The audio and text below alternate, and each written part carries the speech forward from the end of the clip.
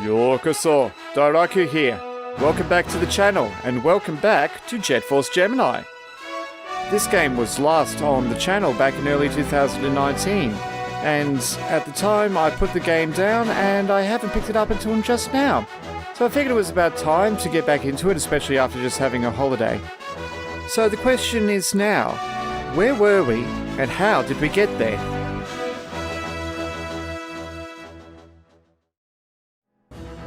It's just another minor warlord tyrant, the Federation said. Let him have a few planets, they said. But Mizar is no ordinary tyrant. Not when he has a drone army at his command.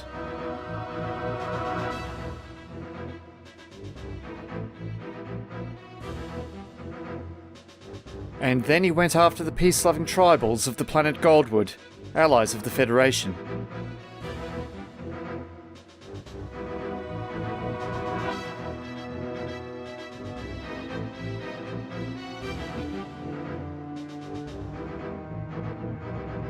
The Jet Force Gemini squadron, comprised of Juno, his twin sister Vela, and their cybernetic dog mascot Lupus, saw the invasion of Goldwood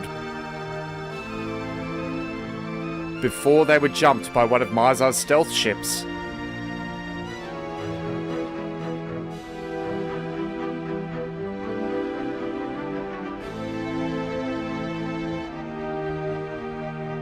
Juno had Vela and Lupus evacuate while he defended the ship.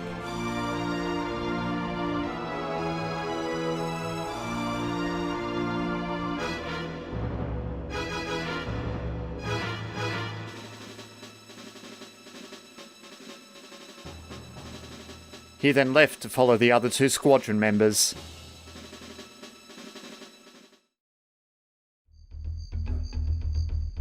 After arriving on Goldwood, and discovering the springiness of its bridges, Juno met up with the ambassador Magnus. He told Juno that Vela and Lupus had gone on ahead, and to speak to King Jeff. Not far ahead, Juno then met and spoke to King Jeff, who asked him to rescue as many tribals as he could, and to keep an eye out for his missing brother. Magnus then warned Juno of the dangers ahead and, after a formal mission briefing, Juno started to make his way through the jungles of Goldwood, armed with only his trusty pistol. The drones attacked from on high and from down low, through the trees and through the mines. Eventually, Juno was able to catch up with Magnus again, who relayed Vela's message that she was going to scavenge for supplies on board the abandoned freighter, the SS Anubis. Juno was then able to scavenge some supplies of his own nearby, picking up a machine gun.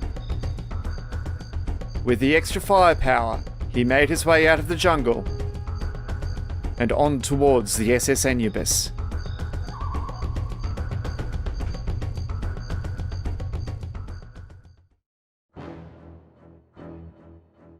Vela, meanwhile, started to explore the freighter and discovered it wasn't as abandoned as she first thought. She got reckless, was captured, and then imprisoned. As Juno arrived on the SS Anubis, Magnus found out about Vela's capture and relayed the bad news to Juno. Juno picked up her plasma shotgun and then fought his way through the definitely not abandoned ship.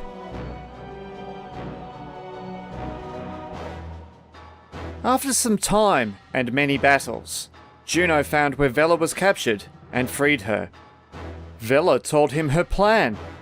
She overheard the guards discussing the spawn ship with the drone generator on board, the linchpin of Mizar's forces. Even if Mizar were to fall, the drone generator posed too much of a threat to the safety of the galaxy. She would make pursuit by stowing away on board the battlecruiser Sekhmet and sneak into the Icor military base. Lupus, though, had gone on ahead since he couldn't free Vela. As the twins were navigating the SS Anubis on the world of Torfret, King Jeff had arrived to spread the good news that Jet Force Gemini was on its way to deal with Mizar and his drones. However, he snapped when he saw that the drones had already invaded the peaceful world.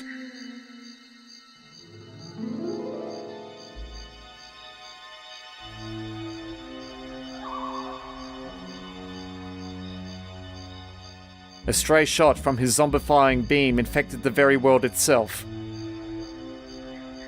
turning it into a ghostly ruin. Juno arrived to discover a somber King Jeff, who then gave Juno a tri-rocket launcher. A long fight then awaited Juno as he headed through the many dangers of the swamp. Eventually, he came to a town where he discovered a hermit called Gimlet, who was missing his pants. After finding said pants up a tree and giving them to Gimlet, he got a crowbar in return. He then found Floyd, a former member of Mizar's elite airborne squadrons. Floyd recounted how, with his advanced AI giving him a sense of morality, he refused to take part in an execution of some tribal prisoners.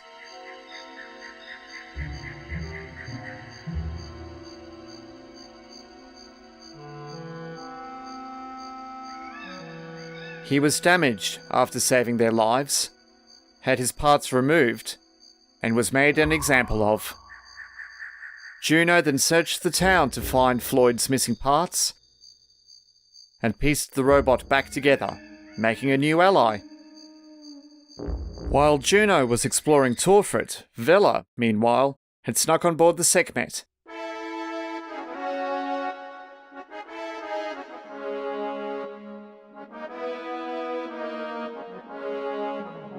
And met the ambassador Midge, who had failed to negotiate with Mizar. Midge told Vela that a slaver had arrived on board to try and buy some tribals, and warned her to leave the ship before it arrived at Icor to avoid detection. After fighting her way through the ship, and finding weaponry along the way, Vela came across the slaver, Fishface, from the amazing Mining Mole Brothers Company plc. It turned out that Mizar was not open to negotiations with the slavers too. Wanting to get back at Mizar for the resulting impending business failure, he offered Vela extra firepower in exchange for funds if Vela were to drop by the world of Cerulean. Now Vela had to fight her way off the ship crawling with heavily defended drones. Meanwhile, with Floyd by his side, Juno returned to Goldwood to seek out more powerful weaponry. He managed to find some shuriken and some fish food. After Juno gained access to the airborne squadron's training grounds, Floyd attempted to complete the training missions both on Goldwood and hidden deep in the SS Anubis to some degree of success. Further training would be required. Juno then made his way into the maze-like depository on board the freighter and rescued some tribals from being murdered. He then travelled to the world of Walkway and picked up the powerful homing missile launcher before he set his sights on Torfret once more. On Cerulean, Vela found some gold and located Fishface. The transaction took place, and Vela, too, became the owner of one tri-rocket launcher. She then trekked across the blue sand and through a deep dark cavern, finding tribals and clearing the area of drones. After arriving back on Torfret, Juno stormed an old castle that had been turned into the drone's base of operations. Even with his souped-up arsenal, it was no easy task. At the end of it was the giant beetle Fetbub who, despite its powerful attacks, fell victim to Juno's explosive weaponry. Vela too had a fight on her hands as she arrived at the Icor military base. Many drones were caught up in the trail of destruction she wrought as she made her way towards the spawn ship. As she almost got to its location, she was tricked into fighting the giant Larg in a high-speed sortie through the tunnels under the base. after she picked off each of Larg's limbs, one by one. Victory was hers, but she was left exhausted. Lupus finally arrived, and as they plotted how to get on board the spawn ship, they saw that the vessel was departing. Vela provided some distracting fire and cover as Lupus quickly stowed away on board, going headlong into the dangerous heart of the drone army.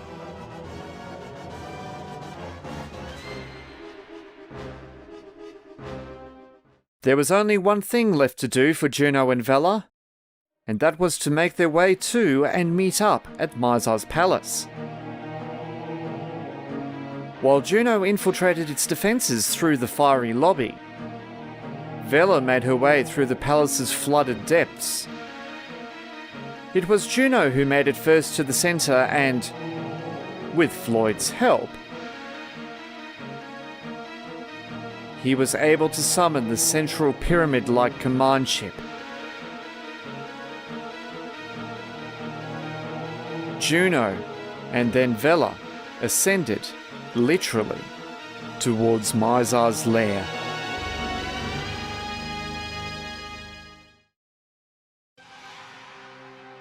Which brings us to where we are, left with a puppy all alone in the literal spawning grounds of an insectoid army. Can Lupus alone put a stop to the drone generator? Will the Jet Force Gemini squadron bring an end to Mizar's tyranny? Find out as we resume Let's Play Jet Force Gemini. New episodes coming out Fridays for the next little while. Until I see you then, Otsukare-sama.